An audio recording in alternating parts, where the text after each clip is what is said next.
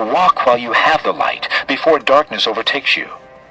The man who walks in the dark does not know where he is going.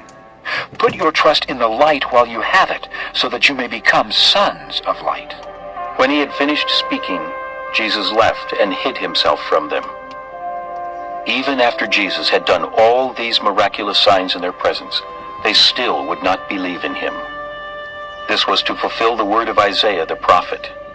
"Lord, who has believed our message, and to whom has the arm of the Lord been revealed?" For this reason they could not believe, because as Isaiah says elsewhere, "He has blinded their eyes and deadened their hearts, so they can neither see with their eyes, nor understand with their hearts, nor turn, and I would heal them." Isaiah said this because he saw Jesus' glory and spoke about him. Yet at the same time, many, even among the leaders, believed in him. But because of the Pharisees, they would not confess their faith for fear they would be put out of the synagogue. For they loved praise from men more than praise from God. Then Jesus cried out, "When a man believes in me, he does not believe in me only, but in the one who sent me.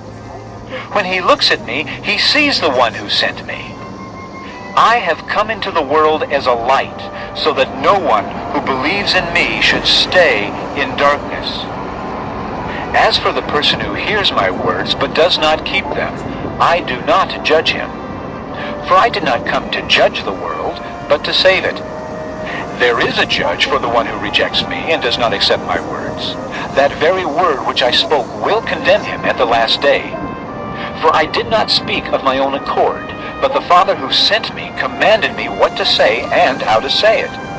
I know that his command leads to eternal life, so whatever I say is just what the Father has told me." Chapter 12. 6 days before the Passover, Jesus arrived at Bethany, where Lazarus lived, whom Jesus had raised from the dead. Here a dinner was given in Jesus' honor. Martha served, while Lazarus was among those reclining at the table with him. Then Mary took about a pint of pure nard, an expensive perfume. She poured it on Jesus' feet and wiped his feet with her hair, and the house was filled with the fragrance of the perfume. But one of his disciples, Judas Iscariot, who was later to betray him, objected. "Why wasn't this perfume sold and the money given to the poor? It was worth a year's wages." He did not say this because he cared about the poor, but because he was a thief. As keeper of the money bag, he used to help himself to what was put into it. "Leave her alone," Jesus replied. "It was intended that she should save this perfume for the day of my burial. You will always have the poor among you, but you will not always have me." Meanwhile, a large crowd of Jews found out that Jesus was there and came not only because of him, but also to see Lazarus, whom he had raised from the dead. So the chief priests made plans to kill Lazarus as well, for on account of him, many of the Jews were going over to Jesus and putting their faith in him. The next day, the great crowd that had come for the feast heard that Jesus was on his way to Jerusalem. They took palm branches and went out to meet him, shouting, "Hosanna! Blessed is he who comes in the name of the Lord! Blessed is the King of Israel!" Jesus found a young donkey and sat upon it, as it is written, "Do not be afraid, O daughter of Zion. See, your king is coming, seated on a donkey's colt." At first, his disciples did not understand all this. Only after Jesus was glorified did they realize that these things had been written about him and that they had done these things to him. Now, the crowd that was with him when he called Lazarus from the tomb and raised him from the dead continued to spread the word. Many people, because they had heard that he had given this miraculous sign, went out to meet him. So the Pharisees said to one another, "See, this is getting us nowhere. Look how the whole world has gone after him." Now, there were some Greeks among those who went up to worship at the feast. They came to Philip, who was from Bethsaida in Galilee, with a request. "Sir," they said, "we would like to see Jesus." Philip went to tell Andrew. Andrew and Philip, in turn, told Jesus. Jesus replied, "The hour has come for the Son of Man to be glorified. I tell you the truth, unless a kernel of wheat falls to the ground and dies, it remains only a single seed. But if it dies, it produces many seeds. The man who loves his life will lose it, while the man who hates his life in this world will keep it for eternal life. Whoever serves me must follow me, and where I am, my servant also will be. My Father will honor the one who serves me. Now my heart is troubled. And what shall I say? Father, save me from this hour? No. It was for this very reason I came to this hour. Father, glorify your name. Then a voice came from heaven. I have glorified it, and will glorify it again. The crowd that was there and heard it said it had thundered. Others said an angel had spoken to him. Jesus said, This voice was for your benefit, not mine. Now is the time for judgment on this world. Now the prince of this world will be driven out. But I, when I am lifted up from the earth, will draw all men to myself. He said this to show the kind of death he was going to die. The crowd spoke up. We have heard from the law that the Christ will remain forever. So how can you say the Son of Man must be lifted up? Who is this Son of Man? Then Jesus told them, You are going to have the light just a little while longer. Walk while you have the light, before darkness overtakes you. The man who walks in the dark does not know where he is going. Put your trust in the light while you have it, so that you may become sons of light. When he had finished speaking, Jesus left and hid himself from them. Even after Jesus had done all these miraculous signs in their presence, they still would not believe in him. This was to fulfill the word of Isaiah the prophet. Lord, who has believed our message, and to whom has the arm of the Lord been revealed? For this reason they could not believe, because as Isaiah says elsewhere, he has blinded their eyes and deadened their hearts, so they can neither see with their eyes, nor understand with their hearts, nor turn, and I would heal them. Isaiah said this because he saw Jesus' glory and spoke about him. Yet at the same time, many, even among the leaders, believed in him. But because of the Pharisees, they would not confess their faith for fear they would be put out of the synagogue. For they loved praise from men more than praise from God. Then Jesus cried out, When a man believes in me, he does not believe in me only, but in the one who sent me.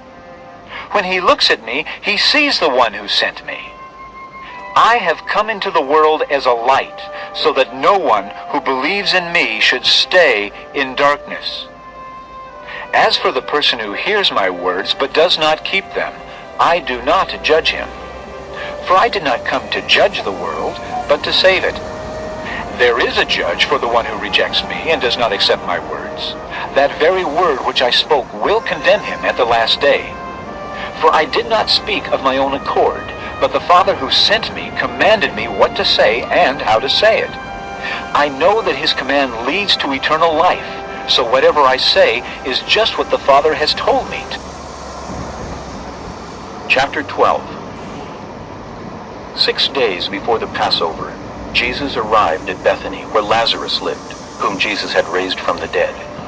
Here a dinner was given in Jesus' honor. Martha served, while Lazarus was among those reclining at the table with him. Then Mary took about a pint of pure nard, an expensive perfume. She poured it on Jesus' feet and wiped his feet with her hair, and the house was filled with the fragrance of the perfume. But one of his disciples, Judas Iscariot, who was later to betray him, objected. Why wasn't this perfume sold and the money given to the poor? It was worth a year's wages. He did not say this because he cared about the poor, but because he was a thief. As keeper of the money bag, he used to help himself to what was put into it. Leave her alone, Jesus replied. It was intended that she should save this perfume for the day of my burial. You will always have the poor among you, but you will not always have me. Meanwhile, a large crowd of Jews found out that Jesus was there and came not only because of him, but also to see Lazarus, whom he had raised from the dead. So the chief priests made plans to kill Lazarus as well, for on account of him, many of the Jews were going over to Jesus and putting their faith in him. The next day, the great crowd that had come for the feast heard that Jesus was on his way to Jerusalem. They took palm branches and went out to meet him, shouting, Hosanna! Blessed is he who comes in the name of the Lord! Blessed is the King of Israel! Jesus found a young donkey and sat upon it, as it is written, "Do not be afraid, O daughter of Zion. See, your king is coming, seated on a donkey's colt." At first, his disciples did not understand all this. Only after Jesus was glorified did they realize that these things had been written about him and that they had done these things to him. Now, the crowd that was with him when he called Lazarus from the tomb and raised him from the dead continued to spread the word. Many people, because they had heard that he had given this miraculous sign, went out to meet him.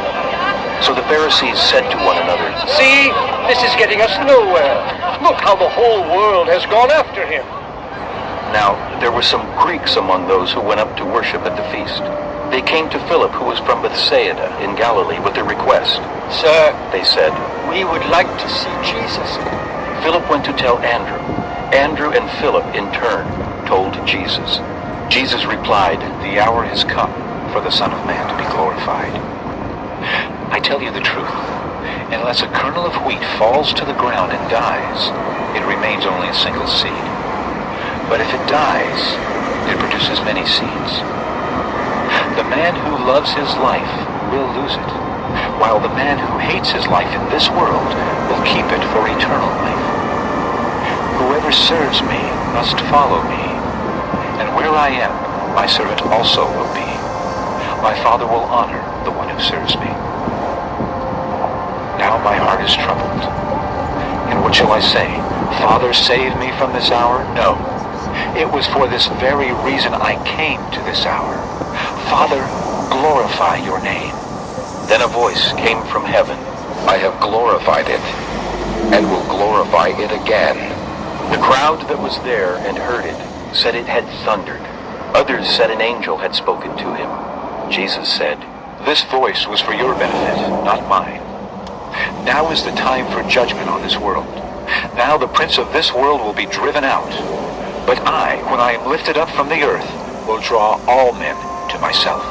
He said this to show the kind of death he was going to die. The crowd spoke up.